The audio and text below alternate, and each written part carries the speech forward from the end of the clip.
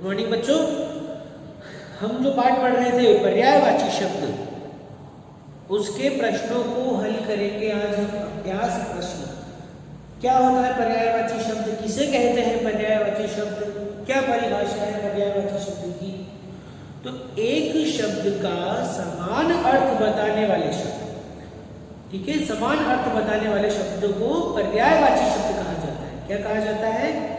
पर्यायवाची शब्द। एक शब्द के समान अर्थ बताने वाले अर्थात अनेक अर्थ बताने वाले शब्दों को पर्यायवाची शब्द कहा जाता है। हमने पढ़ा था सुख, बेटा, बेटा का होता है पुत्र, सुत, बेटा का पुत्री, सुता, ठीक है, सूरज, सूर्य, दिनकर, भानु, भास्कर, रवि, आदित्य, ये सभी सूरज के पर्यायवाची होते हैं। चंद्रमा का मयंक, शशि, राकेश, ठीक है, रात्रि का निशा, यामिनी इत्यादि सभी हमने पढ़े थे। बहुत से पर्यायवाची शब्द थे। नेत्र, आंख, चक्षु, लोचन, नयन, आग, हवा, सभी के पढ़े थे हमने।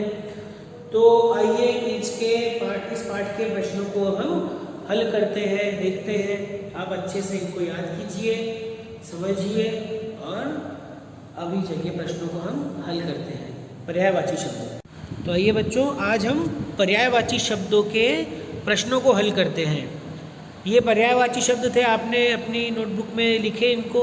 आकाश, जल, माता, सूर्य, धरती, मित्र, बेटा, पक्षी, औरत, पवन, आग, आँख, वर्षा, सुबह, कमल, नदी। इन सभी को याद कीजिएगा आप अच्छे से, ठीक है।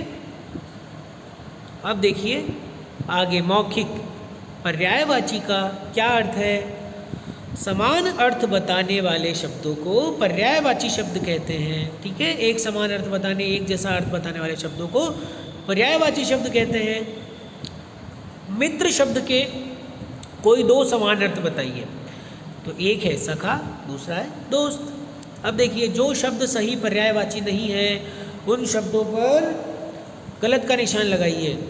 तो देखिए यहाँ पर पवन, हवा, समीर, ठीक है, आग नहीं होता है, बाकी हवा और समीर पवन के पर्यायवाची होते हैं। दूसरा है बेटा, इसका है लड़का और पुत्र, जी हाँ ये होते हैं, परंतु सुता नहीं होता है। सुता का अर्थ होता है बेटी, ठीक है।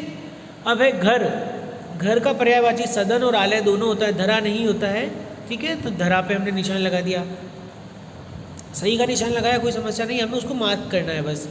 आकाश का है गगन, नभ, दोनों इसके होते हैं, परंतु चांद नहीं होता है, तो चांद को हमने मार्क किया है। अब देखिए पर्यायवाची शब्दों का मिलान कीजिए। पक्षी का जैसे दे रखा है इसमें खग, ठीक है, तो लड़की का होगा सुता, जल का पानी, सूर्य का सूरज, मित्र का सखा, ठीक है, ध्यान से देखना। अब देखिए दिए गए चित्रों को देखकर उनके दो दो नाम लिखिए। यहाँ पर देखिए फूल दे रखा है, तो फूल के पर्यायवाची क्या होते हैं? कुसुम और सुमन। अब देख रखिए, देखिए आँख, नेत्र, सॉरी इसके पहले लड़की, पुत्री दे रखी है इसे, ठीक है, तो सुता और पुत्री।